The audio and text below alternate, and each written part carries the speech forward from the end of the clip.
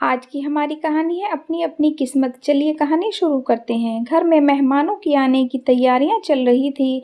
पूरे घर में हलचल थी। रसोई में तरह तरह के पकवानों की खुशबू आ रही थी और आंगन में मेज और कुर्सियां लगी हुई थी। आज का दिन घर के लिए बहुत खास था क्योंकि आज सोनू को देखने लड़के वाले आने वाले थे। सोनू, जिसका असली नाम सुनीता था, मगर घर में सब उसे प्यार से सोनू बुलाते थे, आज बहुत अलग अंदाज में तैयार हुई थी।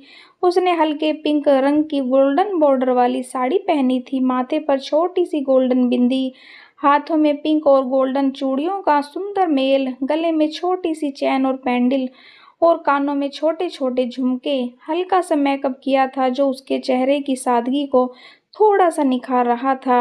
आज वह खुद को आईने में देखकर बार बार यही सोच रही थी कि शायद आज उसकी किस्मत बदल जाएगी। असल में सोनू का रंग रूप ही उसकी सबसे बड़ी परेशानी था। उसका रंग सांवला था, आंखें छोटी थी, होंठ मोटे थे और नाक भी थोड़ी सी चपटी थी। इसी वजह से कई बार लड़के वाले उसे देखकर मना करके जा चुके थे। हर बार उम्मीद टूटने पर भी वह फिर से हिम्मत करके तैयार हो जाती, मगर दिल के किसी कोने में डर हमेशा बना रहता था। लेकिन अगर दिल की बात की जाए तो सोनू बहुत अच्छी लड़की थी। घर के हर सदस्य का ख्याल रखना, बड़ों की इज्जत करना, छोटे बच्चों से प्यार करना, किसी की भी मदद के लिए हमेशा तैयार रहना, ये सब गुण उसमें कूट कूट कर भरे थे। मगर आज के समय में लोग दिल से ज्यादा चेहरा देखते हैं और यही बात उसे हमेशा दुख देती थी। माँ कमला देवी बार बार कमरे में आकर देख जाती कि सोनू ठीक से तैयार हुई या नहीं।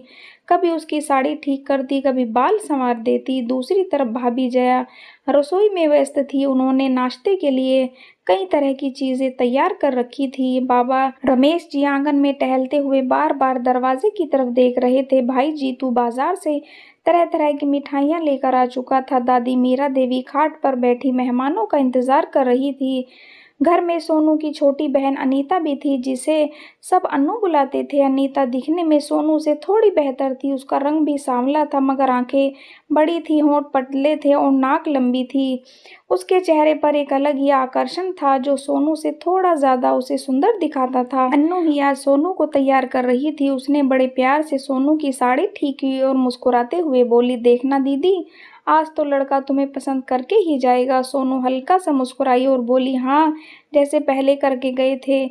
उसकी आवाज में दर्द साफ झलक रहा था। अनु ने उसकी बात को हंसी में टाल दिया और बोली, अरे दीदी, वो सब छोड़ो, आज सब अच्छा होगा। इतने में माँ कमरे में आई और बोली, मेहमान आ गए हैं, तुम लोग जल्दी से बाहर आओ। सोनू ने एक गहरी सांस ली और अनु के साथ माँ के पीछे पीछे बैठक की तरफ चल दी। बैठक में पहुंचते ही अनु ने हाथ जोड़कर सबको नमस्ते किया। सामने सोफे पर एक मोटी सी औरत बैठी थी, जिसके दांतों को देखकर लगता था कि वह गुटखा खाने की आदी है।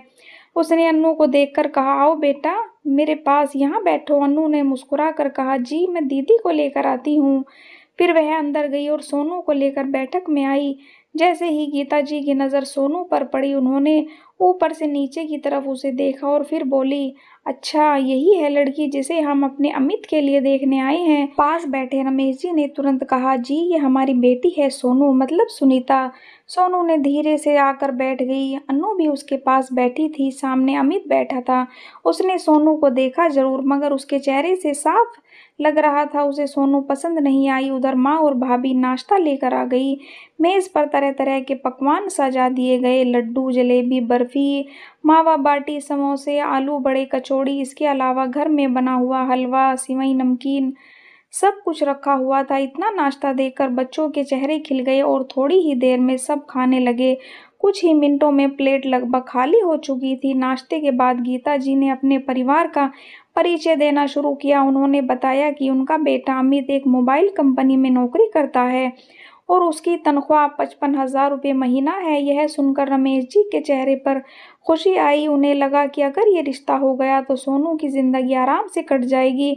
कुछ देर बाद बातचीत के बाद लड़के वाले वापस चले गए, लेकिन जब अमित अपने घर पहुंचा तो उसने साफ कह दिया, माँ मुझे वो लड़की पसंद नहीं आई। दीदी भी बोली, मुझे भी नहीं, उससे अच्छी तो उसकी छोटी बहन लग रही थी। अमित ने भी यही बात दोहराई और कहा कि अगर शादी करनी है तो छोटी बहन से करेंगे। उधर जब ये बात सोनू के घर पहुंची तो घर में सन्नाटा सा छा गया। माँ कमला देवी को बहुत बुरा लगा। उन्होंने गुस्से में कहा कि ऐसा थोड़ा ही हो सकता है कि मैं अपनी बड़ी बेटी को छोड़कर छोटी बेटी की शादी कैसे कर दूं।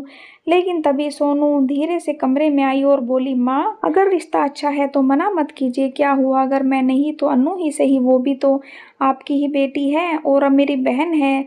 अगर वो खुश रहेगी तो मुझे भी खुशी होगी। सोनू की बात सुनकर सबकी आंखें नम हो गई। आखिरकार सबके समझाने पर कमला देवी मान गई और उन्होंने लड़के वालों को खबर भेज दी कि वे अनु के रिश्ते के लिए तैयार हैं। उधर अमित के घर में सब खुश थे क्योंकि उन्हें वो मिल गया था जो वो चाहते थे। लड़की सुंदर और अच्छे घर से थी। किस्मत का खेल अभी बाकी था। आगे चलकर वही सोनू जिसे सबने ठुकरा दिया था, उसकी किस्मत ऐसा मोड़ लेने वाली थी जिसकी किसी ने कल्पना भी नहीं की थी। अमित और अनु की शादी की बात पक्की हो गई थी। कुछ ही दिनों में दोनों घरों में शादी की तैयारियां शुरू हो गई। रमेश जी के घर में हलचल थी, मगर उस खुशी के बीच कहीं न कहीं एक हल्का सा दर्द भी छुपा हुआ था। कमला देवी जब अनु की शादी की तैयारियां करती तो उसकी नज़र अनजाने में सोनू पर चली जाती। सोनू हर काम में सबसे आगे रहती, कभी कपड़े सिलवाने जाना, कभी मेहमानों की सूची बनाना, कभी रसोई में भाभी जया की मदद करना। वह पूरे दिल से अपनी छोटी बहन की शादी की तैयारियों में लगी हुई थी। मगर रात को जब वह सोने जाती तब वह अपने कमरे में चुपचाप बैठ जाती, कभी खिड़की के बाहर देखती, कभी अपने हाथों की चूड़ियों को घुमाती और धीरे धीरे उसकी आंखों में आंसू आ जाते। उसे दुख इस बात का नहीं था कि उसकी शादी नहीं हो रही, बल्कि उस बात का था कि हर बार लोग उसे देखकर मना कर देते थे। अनु को भी अपनी दीदी का दर्द महसूस होता था। कई बार उसने सोनू से कहा, दीदी, अगर आप चाहो तो मैं रिश्ता मना कर देती हूँ। मगर हर बार सोनू मुस्कुराकर उसका हाथ पकड़ लेती और कहती, पागल मत बनो अनु, तुम्हारी खुशी में ही मेरी खुशी है। धीरे धीरे शादी का दिन भी आ गया। पूरे घर में रोशनी और सजावट थी। बारात भी धूमधाम से आई। ढोल नगाड़े बज रहे थे, मेहमान नाच रहे थे और खुशी से आंगन का माहौल कुछ अलग ही था। अनु दुल्हन बनकर बहुत सुंदर लग रही थी। लाल जोड़े में वह सचमुच किसी परी जैसी दिख रही थी। सब लोग उसकी तारीफ कर रहे थे। सोनू भी अपनी बहन को देखकर बहुत खुश थी। उसने अपने हाथों से अनु का घूंघट ठीक किया और धीरे से कहा, आज तुम बहुत सुंदर लग रही हो। कुछ ही देर में शादी की रस्में शुरू हो गई। फेरे हुए। आखिरकार अनु की विदाई का समय आ गया। विदाई के समय पूरा घर रो रहा था। अनु भी अपनी दीदी से लिपटकर बहुत रोई। शादी के बाद अनु अपने ससुराल चली गई और घर धीरे धीरे फिर से शांत हो गया। कुछ महीने बीत गए। उधर सोनू पहले की तरह घर के कामों में लगी रहती, मगर अब कमला देवी को अपनी बेटी की चिंता और ज्यादा सताने लगी थी। कई बार रिश्ते आते जाते, मगर सोनू को देखकर मना कर देते। एक दिन रमेश जी के पुराने दोस्त अपने बेटे के साथ उनके घर आए। उसका नाम महेश्वर प्रसाद, उनका बेटा उनके साथ अरविंद भी था। अरविंद एक शांत और समझदार लड़का था।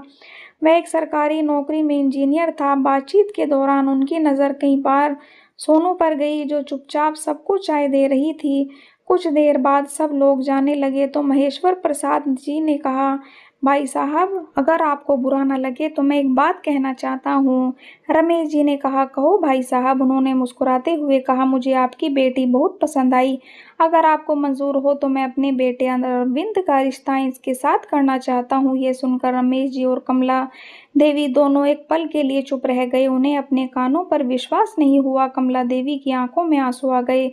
उन्होंने धीरे से कहा, लेकिन हमारी बेटी सुंदर नहीं है। इस पर अरविंद मुस्कुराया और बोला, माँ जी, सुंदरता चेहरे से नहीं दिल से होती है और आपकी बेटी का दिल बहुत सुंदर है। उस दिन पहली बार सोनू को लगा शायद सच में उसकी किस्मत बदल सकती है। कुछ ही दिनों में सोनू और अरविंद की शादी भी तय हो गई। शादी बहुत सादगी से हुई, मगर उस शादी में सच्ची खुशी थी। अरविंद सोनू को बहुत सम्मान देता था और उसे हमेशा खुश रखता था। धीरे धीरे सोनू की जिंदगी में खुशियां भरने लगी। उधर अनु की जिंदगी उतनी आसान नहीं थी जितनी उसने सोची थी। अमित का परिवार बहुत बड़ा था। घर की जिम्मेदारियां बहुत थी। सास गीता देवी का स्वभाव काफी सख्त था। अनु दिन रात घर के कामों में लगी रहती और कई बार उसे अपने मायके की याद आ जाती। एक दिन जब दोनों बहनें फोन पर बात कर रही थी तो अनु ने रोते हुए कहा, दीदी, सच कहूँ तो मैं बहुत थक जाती हूँ। कभी कभी लगता है काश आपकी तरह मुझे भी इतना अच्छा जीवन साथी मिला होता।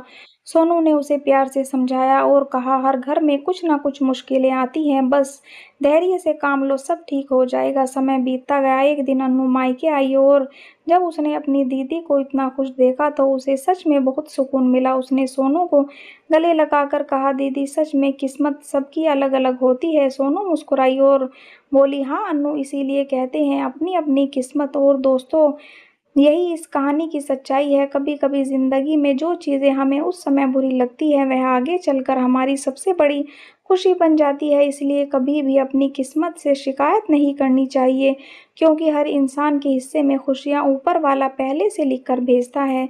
कहानी आपको कैसी लगी हमें ज़रूर बताएं। पसंद आई हो तो लाइक शेयर एंड सब्सक्राइब करें। Thank you.